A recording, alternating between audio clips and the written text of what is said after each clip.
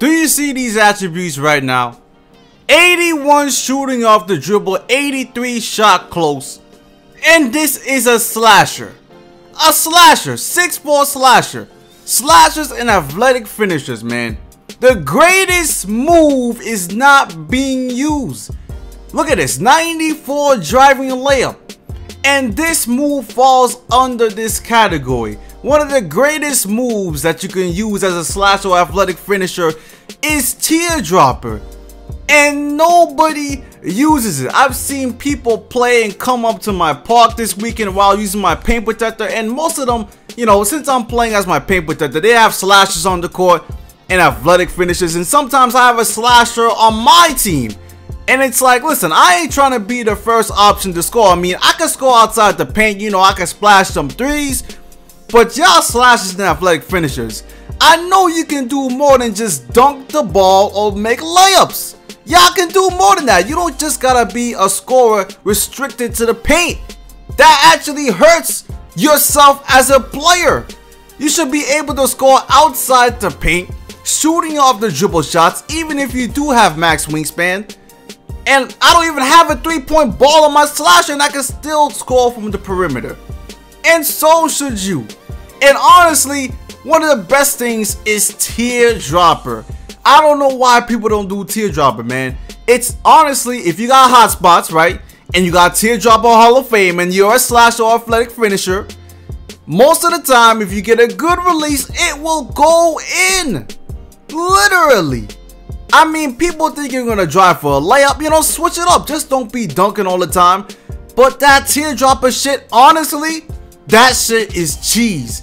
And guess what? My slasher right now doesn't have any hotspots. I got the only hotspot I have is in the paint. All my slashers hotspots got reset again. So shout out to 2K for resetting my fucking hotspots again.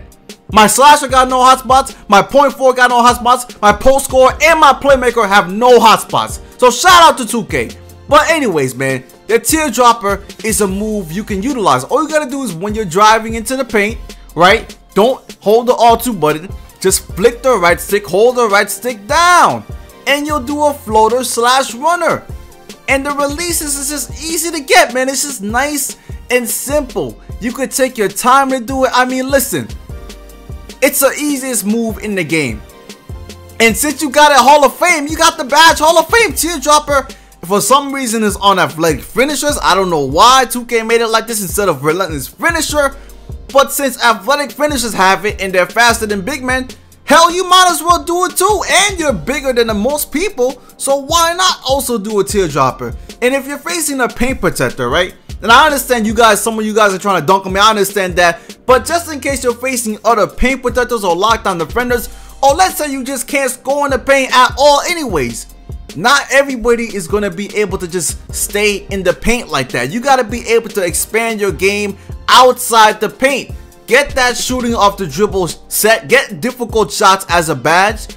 Incorporate the floater in your game. And people are going to have to guard you at the perimeter. And once people start guarding you from the perimeter, then if you start to slash and cut, now they have to guard you all over the court, which makes your archetype way more lethal.